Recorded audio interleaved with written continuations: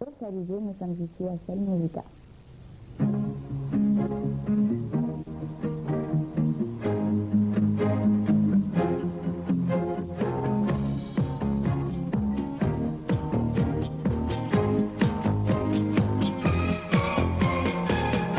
Là, j'ai commencé le chant à l'âge de 13 ans. C'est la danse que j'ai commencé à l'âge de 4 ans.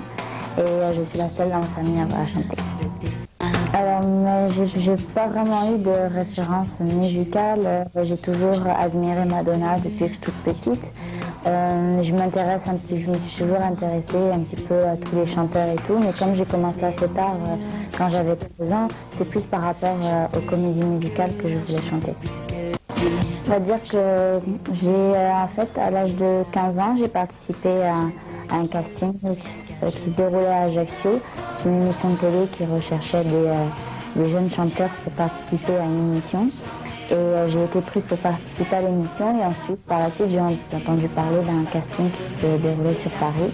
Et j'ai envoyé donc la cassette de cette émission comme témoin, comme preuve, comme cassette où on me voyait chanter, puisque c'était la seule cassette que j'avais.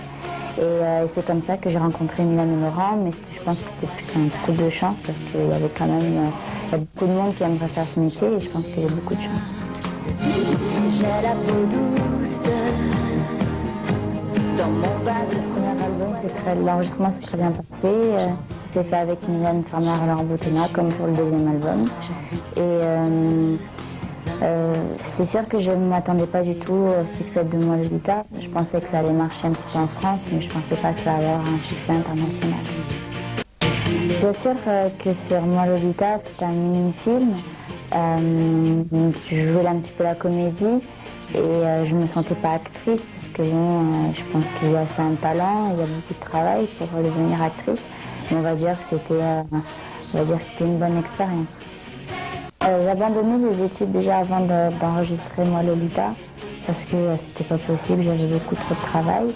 Et puis après le succès du premier album, j'ai enregistré mon deuxième album, j'ai continué à travailler, je suis retournée chez moi à Ajaccio. Mais je suis contente de la vie que j'ai et je suis ravie d'être là et je ne regrette rien de tout ce que j'ai fait depuis le début.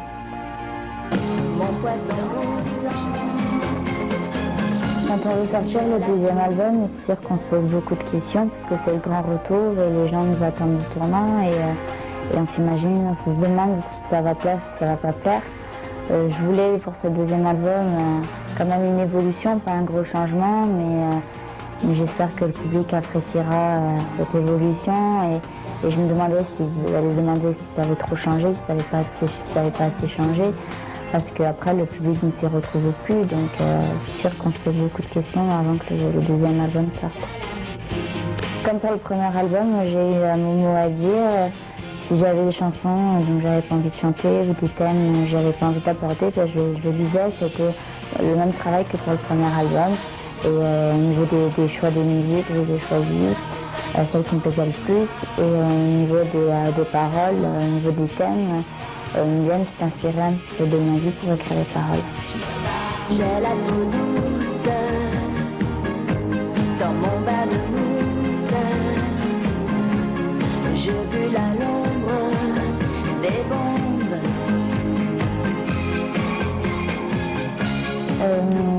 En fait, dans cette chanson, je dis que je suis dans mon bain de mousse et que je suis bien et que j'en ai marre des personnes qui sont à l'extérieur parce que ils voient la vie tout en noir et ne profitent pas de la vie. Et moi, je suis dans mon bain et je profite à fond de la vie. En fait, l'image du clip, c'est que je suis un poisson rouge dans son bocal. En fait, le tournage s'est bien passé. J'étais dans une grande cage en verre. J'étais enfermée donc pendant toute une journée dans une cage en verre. J'avais 2 échelles pour pouvoir y rentrer. Et puis au niveau de l'eau était glacée, donc pendant 7 heures j'ai eu de l'eau glacée sur moi. Mais sinon c'était une bonne expérience comme chaque clip.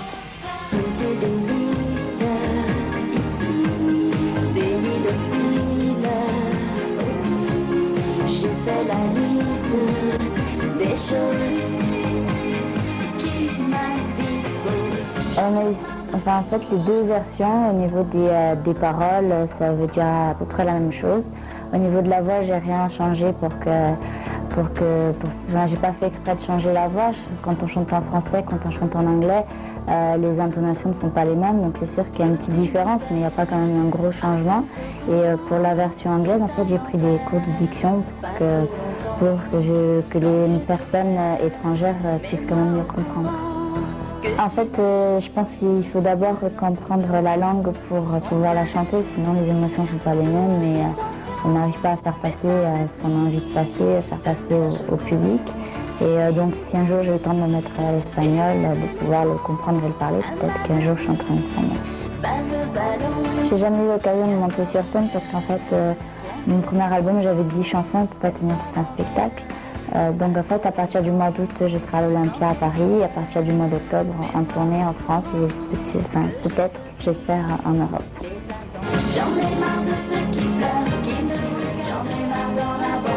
Et en fait, quand je retourne à Ajaccio, je vois toujours mes amis, je vais toujours en boîte de nuit, je fais du shopping. Donc en fait, c'est peut-être le fait d'avoir la chance de vivre encore chez moi à Ajaccio, de partir sur Paris pour travailler, que j'ai la chance de pouvoir rester comme avant, comme toutes les jeunes filles qui vivent. Je suis très superstitieuse, donc j'ai du mal à me projeter dans l'avenir et savoir ce que je ferai. On va dire pour un futur proche, ça sera la promotion du deuxième album. Et donc après entamer la tournée et partir sur les routes de France et d'Europe.